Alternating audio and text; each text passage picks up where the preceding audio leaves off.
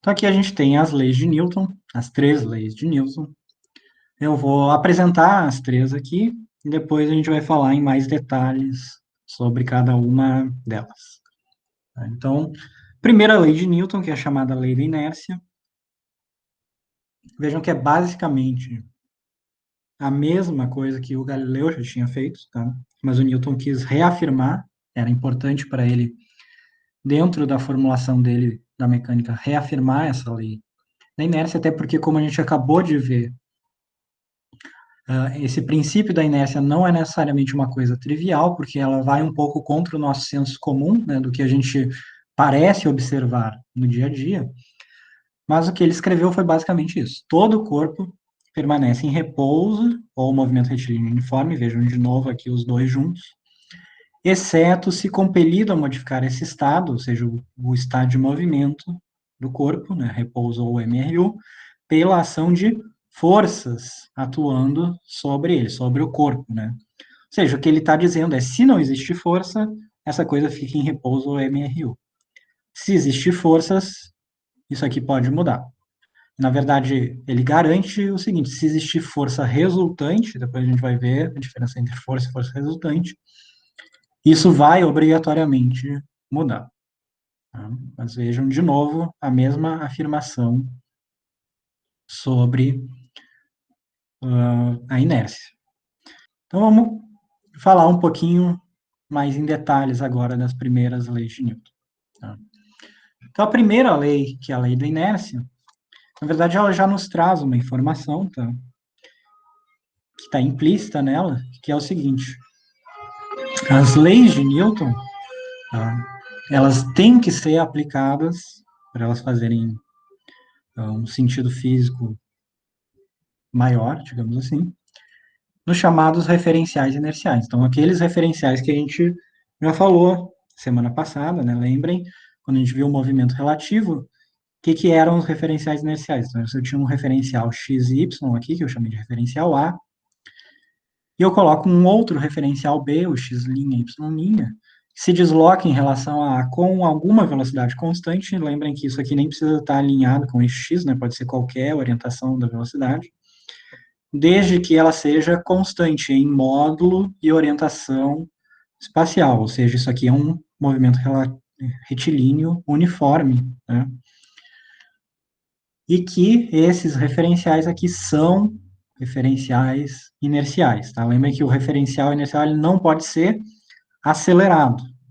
As coisas dentro do referencial inercial podem acelerar, podem se mover, podem acelerar, podem desacelerar, não tem problema nenhum. O que não pode ser acelerado é o próprio referencial. E a pergunta é, bom, como eu sei se eu estou em um referencial inercial ou não? E aí, isso não é tão simples, na verdade, quanto deveria ser, né? Seria melhor se fosse mais fácil de entender isso. Mas uma maneira de perceber se a gente está num referencial inercial ou não é o que acontece com os objetos quando eles são largados livres ou em movimento retilíneo uniforme. Então, imaginem o seguinte, que vocês estão, por exemplo, em um ônibus. Tá? Vocês estão sentados numa cadeira no ônibus, e aí vocês, no corredor do ônibus, vocês colocam ali uma bola. Tá? Então, isso aqui é uma bola que está no corredor do ônibus.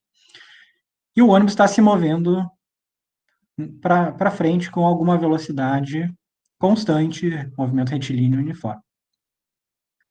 Então, se vocês pegarem. Então, vamos começar imaginando que o ônibus não está se movendo, na verdade. Vamos deixar o ônibus parado em relação ao solo e vocês estão parados em relação ao ônibus. Vocês vão lá, colocam essa bola no corredor. Digamos que isso aqui esteja bem na horizontal, tá? Então, o ônibus está no horizontal, um solo horizontal, ele não está numa lombada, não está inclinado nem nada.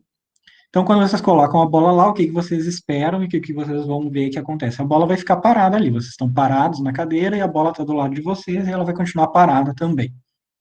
Não tem problema nenhum. Agora vamos imaginar a mesma situação com um ônibus se movendo para frente com alguma velocidade V0. Enquanto o ônibus estiver com essa mesma velocidade em movimento retilíneo uniforme, Se vocês fizerem a mesma experiência, ou seja, vocês estão sentados ali, vocês colocam a bola do lado de vocês no chão, sem estar presa em nada, vocês simplesmente largam ela ali, vocês vão ver que o resultado da experiência de vocês vai ser exatamente o mesmo que vocês teriam quando vocês fizeram a experiência com o ônibus parado. Ou seja, a bola vai continuar também parada em relação a vocês, ela não vai se mover. Agora, o que acontece se esse ônibus sair do movimento retilíneo uniforme dele?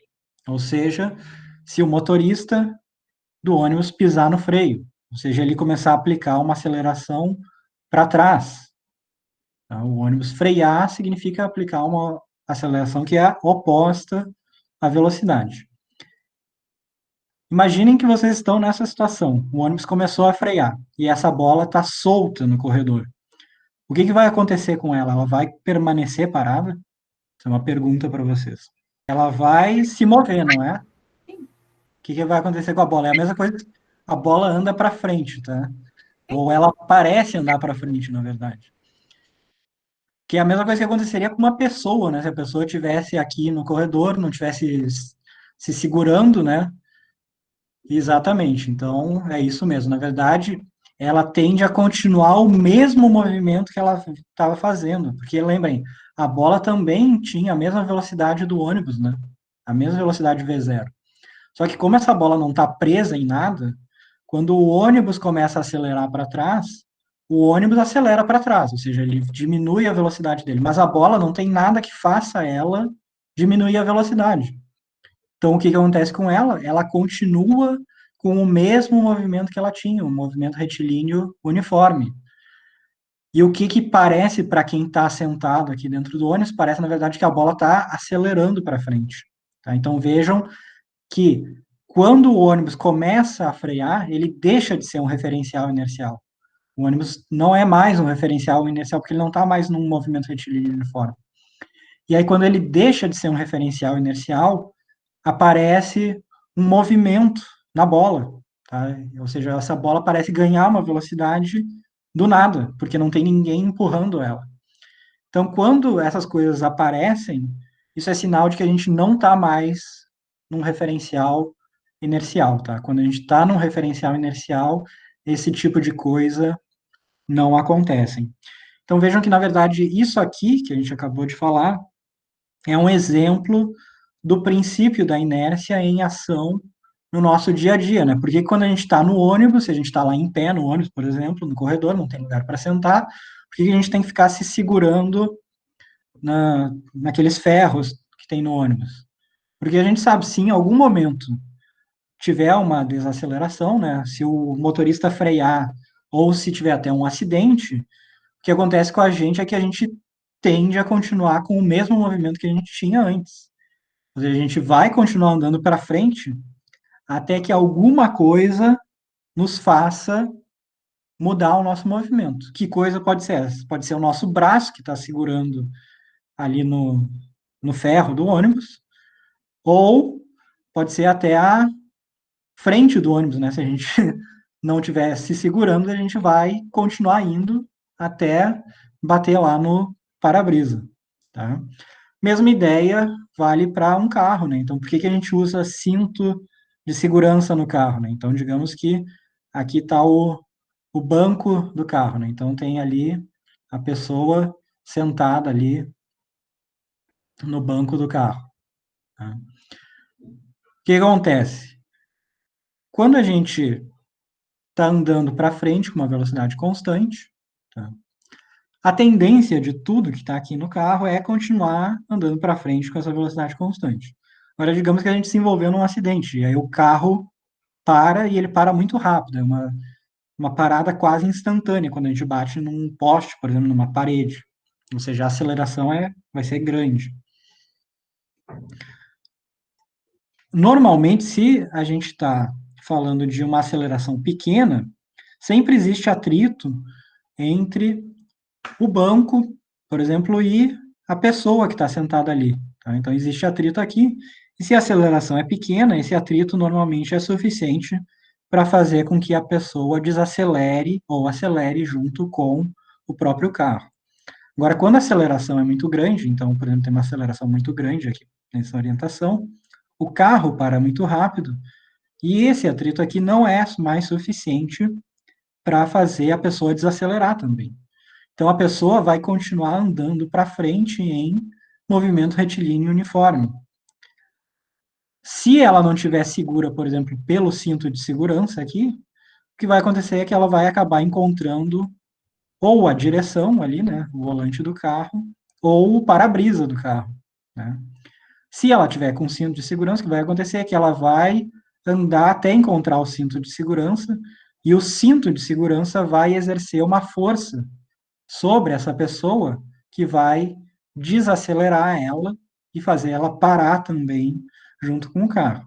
Então, se vocês até já tiverem visto, por exemplo, a imagem de alguém que, de repente, teve em algum acidente e foi salvo pelo cinto de segurança, muitas vezes a pessoa fica com uma marca, né, no tórax, aqui no peito, por causa do cinto de segurança, né, porque é uma força bem intensa que é exercida ali naquele instante, mas que é o que é necessário para fazer a pessoa parar também e não sair voando do carro, que seria uma situação muito pior.